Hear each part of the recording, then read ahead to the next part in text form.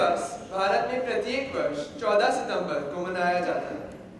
हिंदी विश्व की सर्वाधिक बोली जाने वाली भाषाओं में से एक है और अपने आप में एक समर्थ भाषा है जो उदार, ग्रहणशील, सहिष्णु व भारत की राष्ट्रीय चेतना की संवाहिका है। कह सकते हैं कि हिंदी देश की आत्मा है। हिंदी दिवस के इस गरिमामय उपलक्ष्य पर हम अपने विद्यालय की ओर से माननीय अतिथि श्री प्रसून जोशी जी का, विद्यालय के आदरणीय प्रमुख वर्ग का, शिक्षकगण का एवं अपने प्यारे बच्चों का स्वागत करते हुए करतल ध्वनियों से अभिनंदन करते हैं।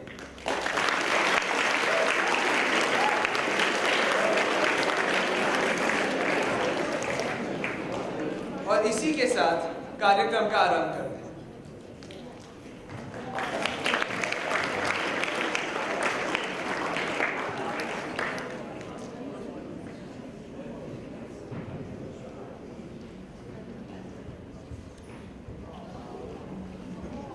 नमस्ते, शुभ प्रभात।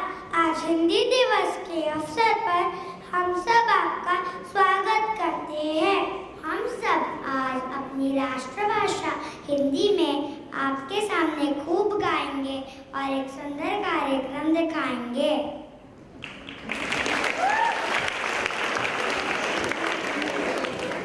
अरे रुको रुको, क्या तुम्हें नहीं पता हर कार्यक्रम वंदना से शुरू करते हैं। हाँ, सबसे पहले देखिए एक नृत्य वंदे मातरम।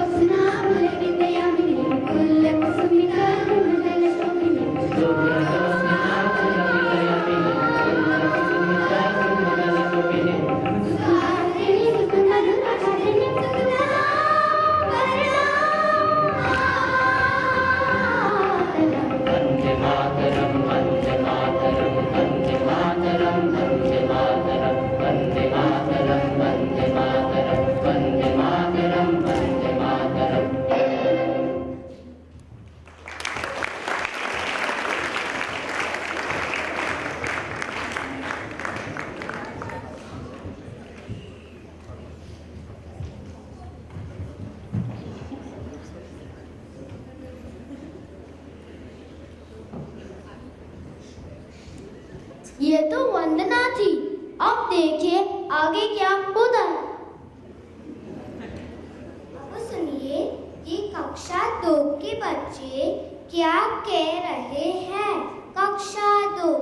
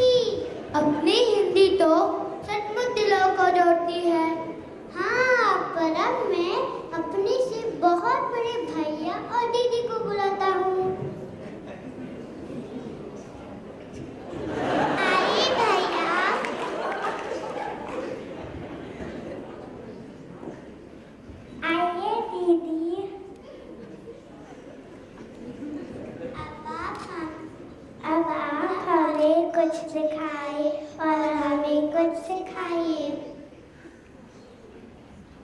जरूर।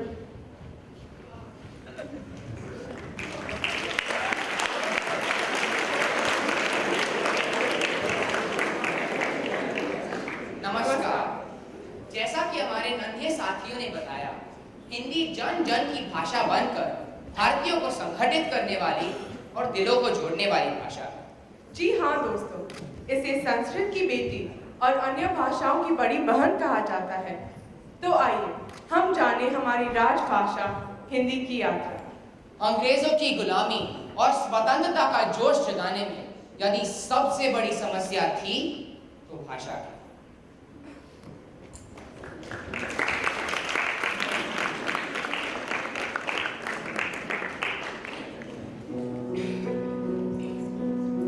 अंग्रेजों के असहनीय अत्याचारों से त्रस्त भारतवासियों को मुक्त करने के लिए जिस शांति दूत ने प्रण लिया था, वे थे मोहनदास करमचंद गांधी।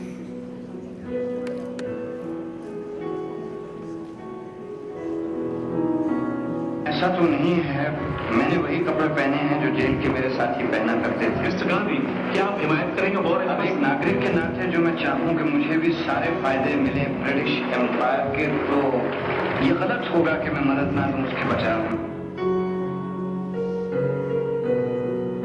लेकिन आजादी के इस सफर में जो सबसे बड़ी समस्या थी वह थी भाषा की समस्या। एक ऐसी भाषा की जरूरत थी जो अनेक भाषाओं और अलग अलग संस्कृतियों से जुड़े करोड़ों लोगों को एकता के सूत्र में बांध सके। दूर दूर तक अनेक गांवों और कस्बों में फैला भारत और उसे एक करने का सफर आसान नहीं था। लोग स्वयं इतने डरे हुए थे कि किसी पर विश्वास करना मुश्किल था, लेकिन गांधी जी ने इसे सफल बनाने में कमी नहीं रखी। फिर भी इससे कोई इनकार नहीं था कि भाषा कौन सी अपनाई जाए, और यही था सबसे बड़ा प्रश्न चिन्ह।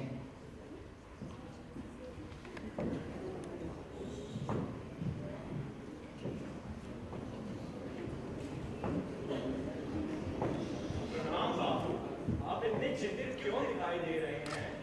यदि देश को परिवार बनाना है तो भाषा ऐसी होनी चाहिए जो सब समझ सके। लेकिन बाबू, अधिकांश जनता हिंदी बोलती है और समझती भी है। राजगोपालाचार्य जी, लेकिन सब नहीं।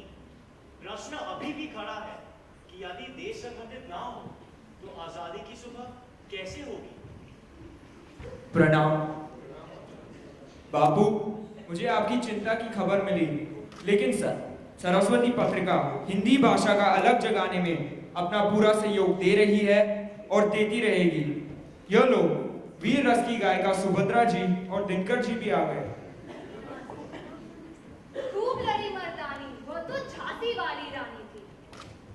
मान्यवर, मेरी कलम और कविताएं हिंदी के माध्यम से आजादी का जोश जगाएंगी। साथियों, मेरी कविताएं हर देशवासी को बताएंगी कि अपनी उन्नति चाहते हो तो अपनी भाषा होनी ही चाहिए। निज भाषा उन्नति अहे, सब उन्नति को मूल। तो क्यों ना हम स्वदेशी क्रांति का श्री गणेश करें। अपनी खादी अपना देश, अपनी बोली अपना वेश। बंधुओं, स्वदेशी क्रांति का केंद्र होगा वर्धा और राष्ट्रभाषा प्रचार सभा समिति ही हिंदी का अलग जगाएगी। प्रणाम मान्यवर। आचार्य, दक्षिण प्रदेश का कार्यभार आप पर। तेलंगाना प्रदेश को निजाम ने नक बना दिया। किसानों की दुर्दशा देखी नहीं जाती। बाबू, यह हमारा उद्देश्य होगा कि अहिंदी भाषी क्षेत्रों में हिंदी भाषा का प्रचार करना और हिंदी भाषी क्षेत्रों में अहिंदी भाषा का विकास करना। लीजिए, काका साहेब कालेकर जी भी आ गए। हिंदी की लिपि होगी देवनागरी लिपि। यह हिंदी, मराठी, नेपाली और संस्कृत भाषाओं को भी जोड़ेगी। अरे गुरुदेव भी आ गए। आप सभी को यह सुनकर गर्व होगा कि हिंदी भाषा ने आजादी की ज्वाला जगा दी है। प्रत्येक भारतवासी इसी भाषा के माध्यम से संगठित हो रहा है। जन गण मन पूरे देश का परिचायक हो गया है। जय हो, जय हो।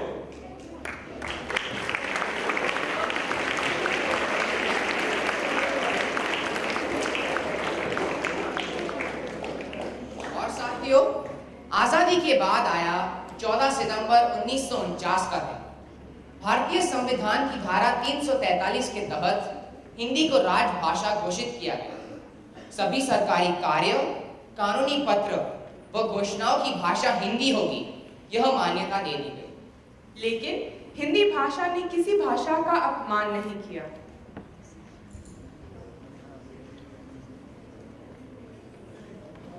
नमस्ते सर, मेरा नाम है अर्जुन सिंह। 5000 साल पुरानी सभ्यता की वजह से हम हिंदुस्तानी सबको ऐसे ही झुके प्रणाम करते हैं। आपकी मातृभाषा अंग्रेजी पूरी दुनिया में सबसे ज्यादा हमारे ही देश में घसी जाती है। और आपको शायद ये भी नहीं पता होगा कि अंग्रेजी के ज्यादातर शब्द संस्कृत से लिए गए हैं। संस्कृत का शब्द मात्र अंग्रेजी में मदर बना, भ्रातृ बना ब्रदर, ज्यामिति बनी ज्योमेट्री और त्रिकोणमिति बनी ट्रिग्नोमेट्री।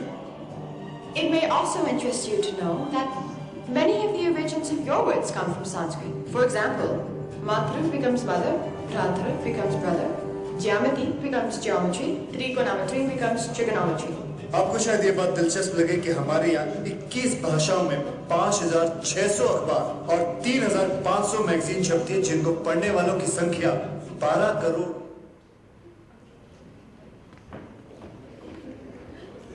देखा आपने, हिंदी ने अपनी झोली में से हर भाषा को कुछ न कुछ दिया ही है और दूसरी भाषाओं के शब्दों को अपनाकर उनका सम्मान भी किया। पता है, आज विदेशों में हिंदी भाषा विश्व की तृतीय सबसे बड़ी भाषा के रूप में स्वीकार किया जा रहा है। एक ओर जहां हिंदी विदेशों में हिंदी अपना स्थान बना रही है, वहीं भारत में इसके प्रति कुछ अलग ही नजरिया दिखाई दे रहा है। लेकिन ऐसा क्यों हो रहा है? शायद इसलिए कि कहीं ना कहीं हम भारतवासी ही हिंदी को सम्मान देने में पिछड़ गए हैं। कैसे? वह ऐसे कि आज पढ़े लिखे लोग हिंदी में बातचीत करने से झिझक रहे हैं, जबकि हिंदी बोलने में हमें गर्व होना चाहिए। आज फिर हिंदी के विषय में एक प्रश्न खड़ा हो गया है। हिंदी को सही स्थान और सम्मान कैसे दिलाया जाए? बड़ा आसान है, क्यों ना जनता को ही जगाया जाए। चलो धीरूभाई अंबानी स्कूल के विद्यार्थियों एवं शिक्षक वर्ग से ही इस मुहिम को शुरू किया जाए। तो बताइए, कौन हिंदी का मान करेगा?